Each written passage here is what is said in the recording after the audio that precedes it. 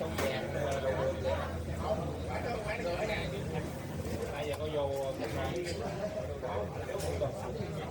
giờ chỉ có cắt em mấy đứa rồi nó lấy chồng nội chào chơi có bắt đầu